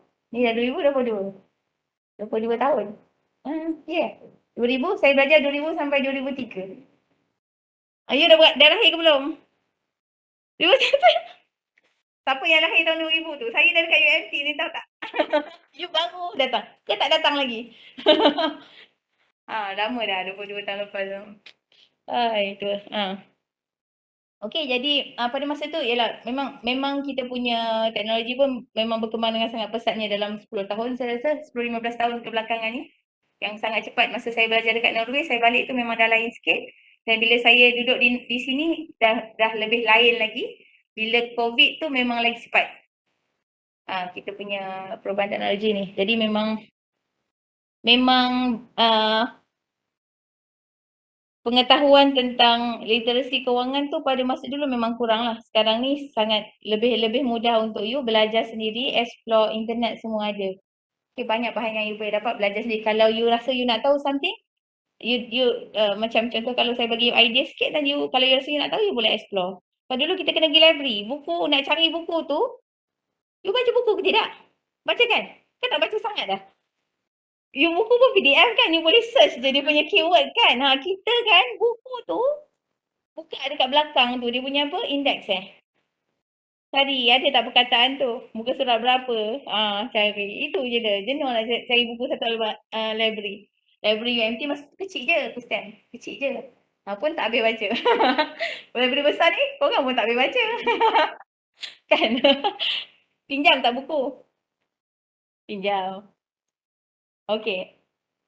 So real estate ni something yang good lah. Macam bila saya berbual dengan kawan saya ni, dia kata bagus ada program begini. Dia kata sebab masa dia pun terlibat selepas tu lah. Lepas bila dia masuk industri, dia kerja bank and so on. Kemudian baru dia buat real estate ni.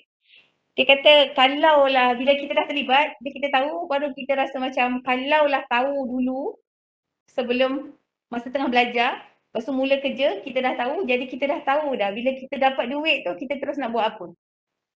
Jadi kita tidak membuang masa untuk simpanan masa depan kita.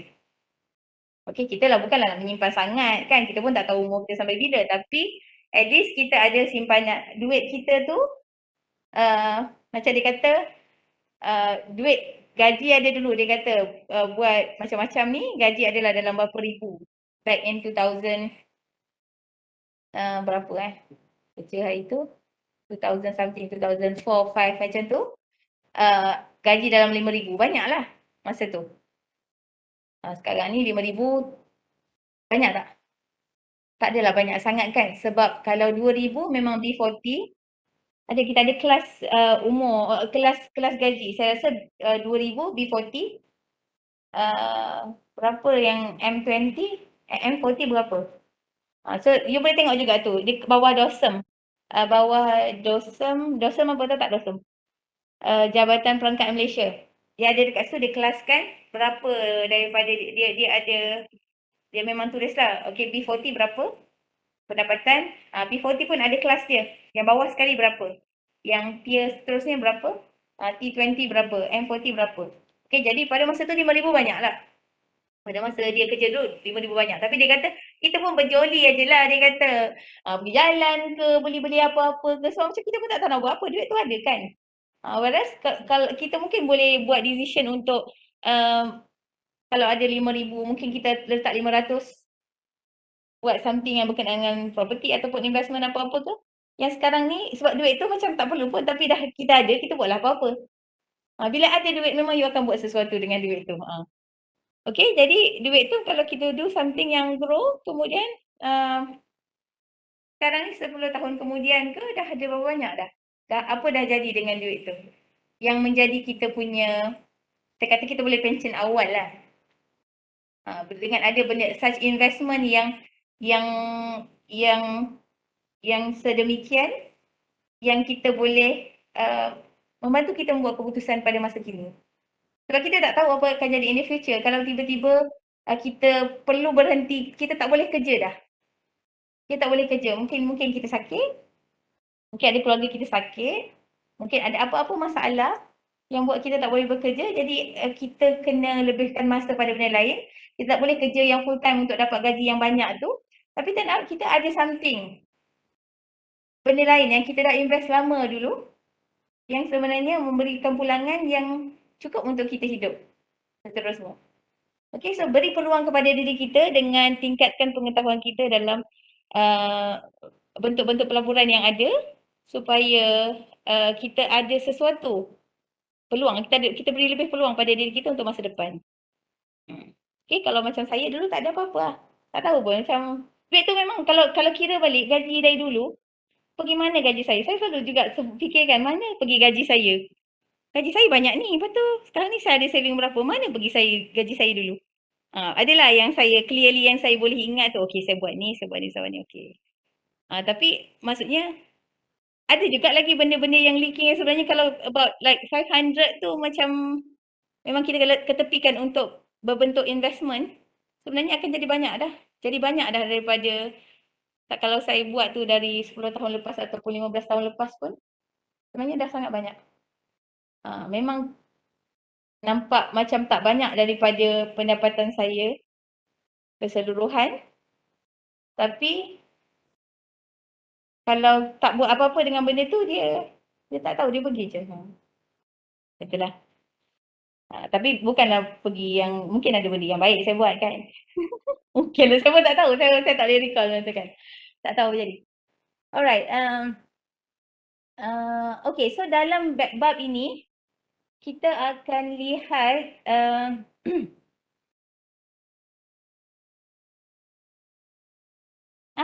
saya dah conteng. Padam balik ke? Saya akan conteng kat tempat lain lah ni. Oh, saya ambil kat situ. Okay, dalam penentuan bagi pelaburan dalam saham, kita akan pertimbangkan saham yang membayar dividen. Okey, tadi saya cerita banyak-banyak tu, saya nak kata ada saham yang bayar dividen. Itu je saya nak cerita. Okey, so ada saham yang bayar dividen. Jadi dalam kita menentukan saham mana, value bagi satu-satu saham adalah melalui struktur dividennya. Ini kan struktur dividennya. Jadi untuk itu kita akan gunakan konsep teori kadar faedah yang kita sebenarnya mencari present value bagi future dividend. Okey, kita tahu dividen, kita ada historical data dividen. So kita boleh expect dividen pada masa depan. Macam tadi kita ada, apa yang kita tengok tadi? Nestle ya? Nestle kan kita ada dia punya dividen dia dari tahun-tahun yang lepas. So kita mungkin boleh expect berapa dividen pada masa depan. Kemudian kita discountkan ke masa sekarang. Jadi kita dapat nilai bagi saham tersebut. Okey, sama ada sesuai ataupun tidak untuk kita beli saham tersebut bila kita pertimbangkan tentang dividen saham. Okey, so konsep dia sama saja. Cuma dalam ni kita tak buatlah, kita tak buat expectation. Kita tak buat expectation, diberi saham tu akan membayar dividen begitu. Dividen dia tahun depan begini, seterusnya dia akan meningkat berapa persen. Okey, untuk ini you perlukan knowledge yang dalam chapter 1 yang ada growth tu. Remember? Yang ada growth. Annuity yang ada growth. Okey, so yang tu tengok balik semula macam mana kita nak buat bila ada growth pada dia punya payment tu. Payment tu meningkat. Okey, kemudian kita discountkan. Discountkan macam biasalah, you akan bahagi dengan 1 tambah dengan I ataupun R dalam kes ni, required annual rate of return. Okey, so kita dapat V0. Dalam buku teks you, dia tulis V0 tambah typo kat situ. So sebenarnya sama dengan V0 sama dengan. Buku teks tu tulis tambah. So you buat sama dengan. Saya dah padam ni. Saya padam slide ni. Okey, so you boleh tengok yang ni dulu. Kemudian kita akan pergi, yang ni tu sikit lah. Nampak pun macam serabut je kan, nanti saya buat kat tempat lain. Nanti saya ambil slide yang lain, yang kosong. Nanti kita buat balik semula yang ni. So that you dapat nilaikan D0 tersebut. Okey, dan lihat contoh-contoh yang ada. Yang ni pun sedikit lagi complicated. Pun kita akan bincangkan dalam kelas seterusnya. So try to understand this one. Tengok example so that kita boleh discuss further on this one. Yang ni susah lagi untuk diterangkan. Okey, jadi cuba faham. Cuba fahamkan dan mungkin you boleh terangkan pada saya dalam kelas yang seterusnya. Okey, ada soalan setakat ni? Tak ada soalan. Okey, kalau tak ada soalan, kita berhentilah ni. 5 minit untuk rehat. 12.55. Rehat di akhir masa. Okey, terima kasih kelas. Yang di rumah tak ada soalan? No question. No question? Okey, yang lain? Ramai tak dekat rumah ni? Tidur dah dengar saya cerita. Doktor ni cakap ataupun... Ya. Yang mana? Oh, belum. Saya tak letak. Oh, ada dah tapi saya tak enable. Nanti saya enable sekejap tu. Okey, ada. Tak ada soalan. Tak ada soalan. Okey. Akmal kata tak ada soalan. Syugin pun kata tak ada soalan. Okey, kalau tak ada soalan, so kita jumpa lagi dalam kelas seterusnya minggu depan. Hari Selasa. Selasa Hari Selasa. Okey, so terima kasih semua. Assalamualaikum dan salam sejahtera. Thank you, Doctor. And then, Doctor, for later meeting with survey group, right, is it using Dr. Webex link or we create? Again? Later, our survey group have meeting with Dr. Right, later 2:30 to 4. So is it using Dr. Webex link or we create another? Masuk saya punya personal room jugalah. Using Dr.'s link, right? This one, right? Supaya Okay. senang saya boleh record, jadi you boleh tengok balik lepas tu. Okay, thank you, Doctor. Okay, see you 2:30 online kan? 2:30 online. Dah jumpa kat website, macam mana tak online? Okay. Okay, baik. Thank you, Doctor. So, Excuse me, Doctor. yeah? Doctor, do you have for a while? I need to ask you a few questions about the calculator. Do you mind if I ask you a few questions, Doctor? Boleh? Do you mind if I stream, Doctor, the calculator? Sekejap. Saya dah stop record kan? You nak tunjuk calculator? Yes, Doctor. You want me to like understand how the calculator works and the formula and the theory behind it, right, Doctor? Ya, boleh. And I'm having a bit of trouble for my one. Satu one by one. Okay, wait. Maksudnya? So hold on, Doctor. You nak jumpa saya sekejap lagi ke nak tanya sekarang? Which one is more convenient for you, Doctor? Sekarang boleh or you want in a... Lain pun nak tahu juga tak? Sorry, Doctor? Orang lain pun nak tahu juga ke? Persoalan yang sama ke? Tak, I don't think so. Oh, Orang kata ya, dia orang angguk dalam kelas. okay. Okey, tak apa, nak tanya je. Okay. You want me? I can ask you later, Doctor. If you want, give me a time. I can ask later juga. Tak apalah, tanya je. Kalau tidak kan tak ada masa pula tiba-tiba. Okay, Doctor. Doctor. Tanya je lah. So, kalau I letak 36,000 and then I letak 30 and then I letak 60 and 70 and 5. I dapat yang ni, Doctor. My first question, Doctor. Savings rate of return per annum is how much is my interest that I get back when I put saving in the bank, right, Doctor? Saving dekat bank. Is it? What is this, Doctor? I tak faham. Saving rate of return per annum. Saving rate of return per annum.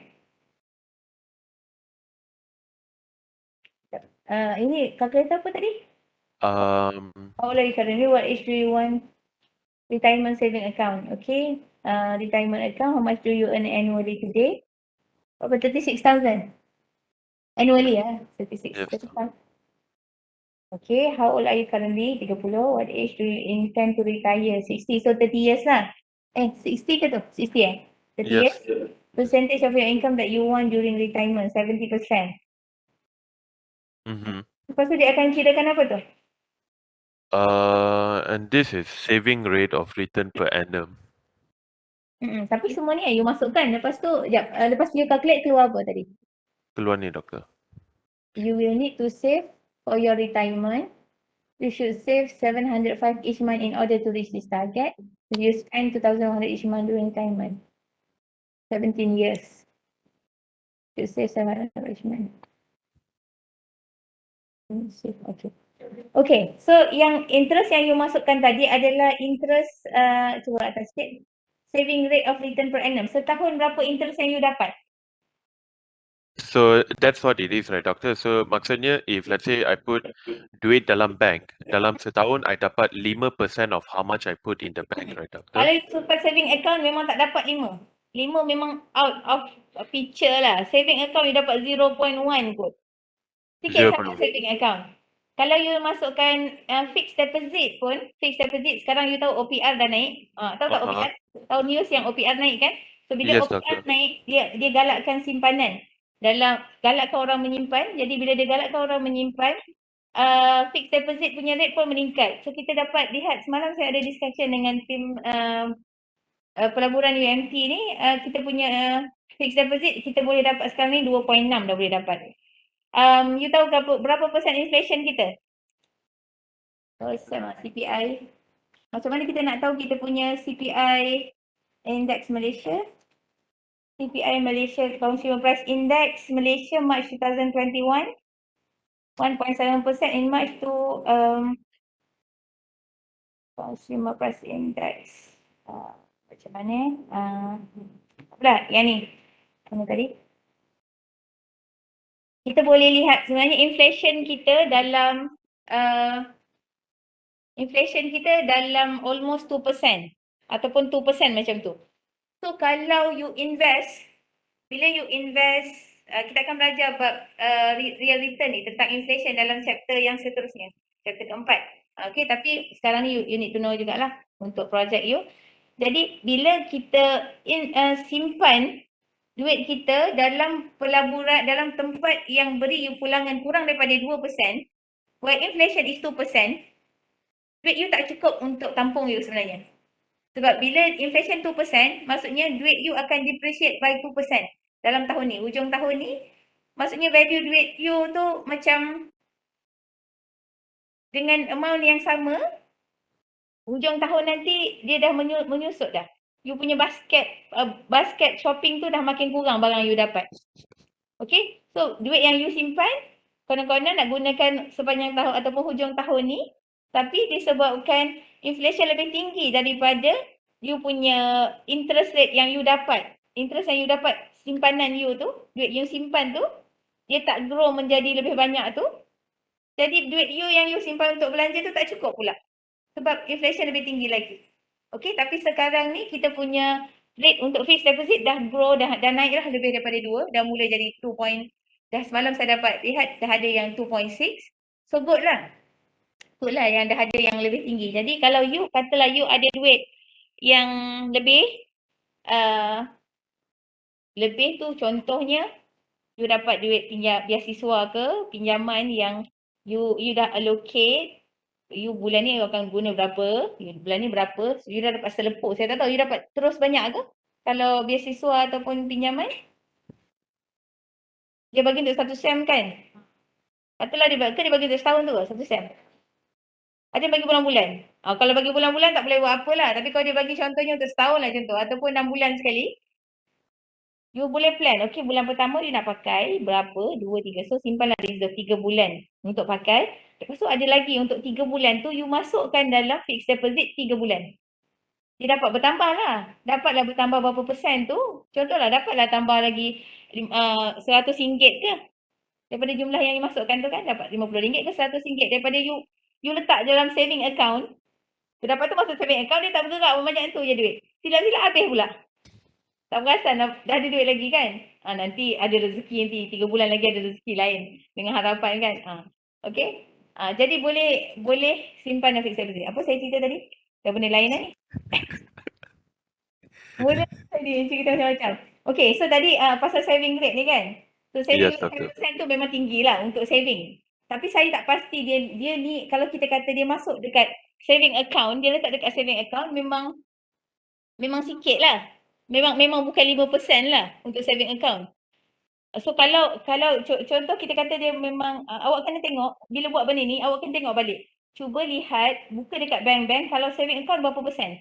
Jadi you bila you discuss pada community, you akan cakap benda yang real lah. Fix. Doctor, Yeah. okay, so let's assume it's a fixed deposit that gives 5% or something.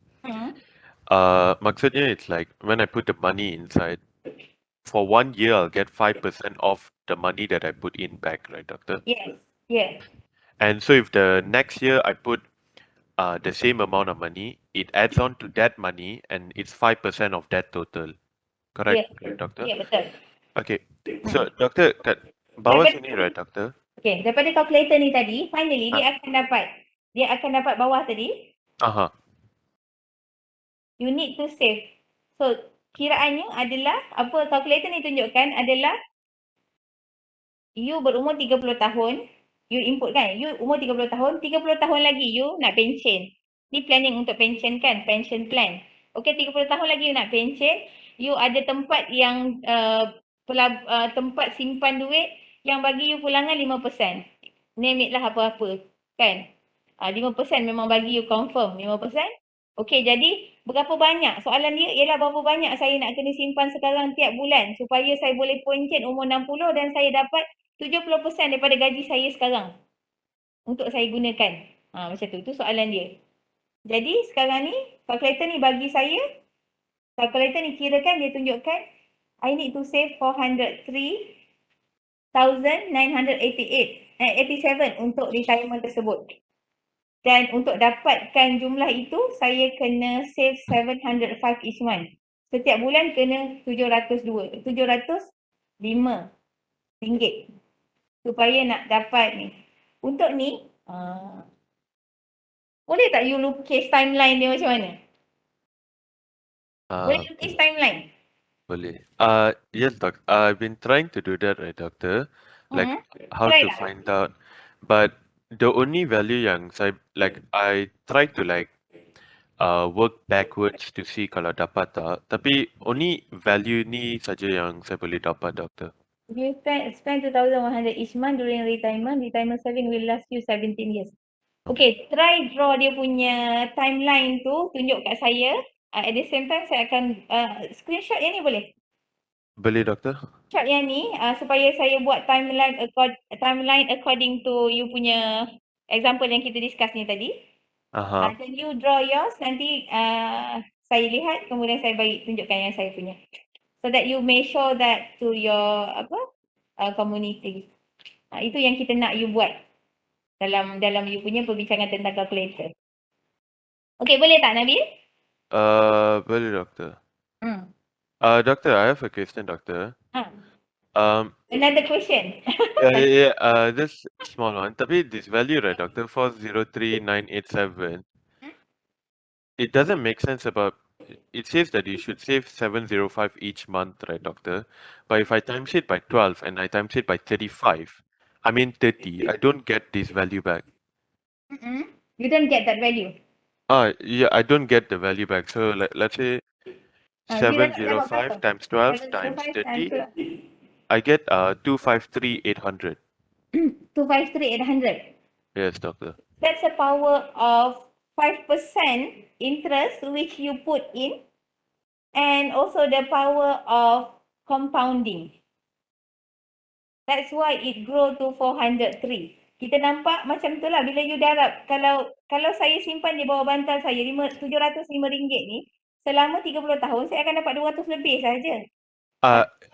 Tapi kalau you letak di mana-mana setiap bulan dan tidak pernah keluarkan duit tu, dia boleh jadi 403 ni. Yes, doctor. Hmm. So, what I also tried after that is I tried compounding it. So, but I kena guna annuity formula, right, doctor? Guna Since annuity formula. okay, so I use ordinary annuity, doctor, since usually at the end of the month you masukkan dalam bank. Okay. So, I guna that formula pun masih tak dapat, doctor. Okay, cuba tunjukkan perkiraan you kat situ. Nanti saya verify. Boleh? Okay, doc. Okay, boleh, doctor. Adalah apa-apa yang tak kena tu. Okay, doctor. Tapi kalau tidak, kalau memang tak kena pun, saya kena tanyalah orang ni macam mana dia kira. Okay, Hopefully doctor. kenalah dengan saya punya formula pula. Kalau you punya salah, saya punya pun salah, saya pun tak tahu macam mana. Okay, doctor. Okay, nanti you try bagi saya you punya timeline, lepas tu dengan calculation, nanti saya verify balik. Okay, doctor. Boleh, Atau doctor. screenshot yang ni sekali ya. Okay, doctor. Yang dekat atas dengan sampai bawah ni. Jadi saya dapat lihat all information yang ada. Okay, boleh, doctor. Alright. Alright, thank you, doctor. Yeah. Bye-bye, doctor. Yeah.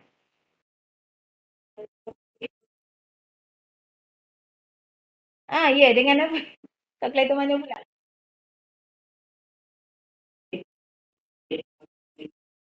Basic interest rate calculator.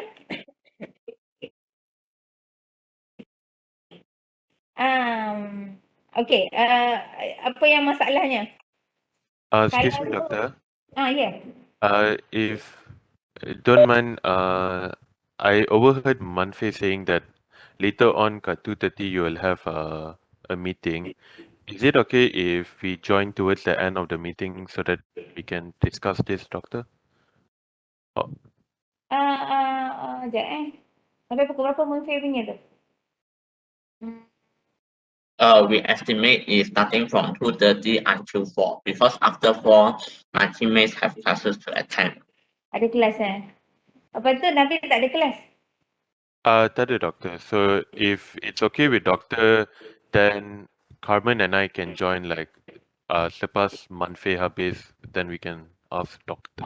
Cuba buat dulu yang saya minta tadi, kemudian hantar dekat saya WhatsApp Okay, doctor. nanti kemudian saya tengok macam mana. Kalau sempat saya bagi tahu dan kita boleh jumpa. Okay, Jadi thank maksudnya you. tak perlulah masa yang panjang sangat untuk kita jumpa tu. Okay, doctor. Okay. Sorry for cutting you off, Carmen. Carmen.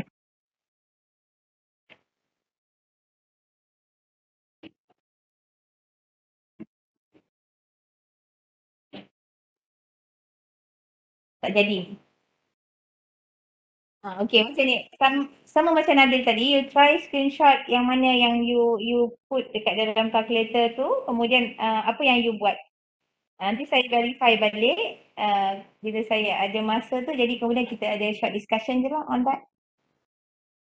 Okay?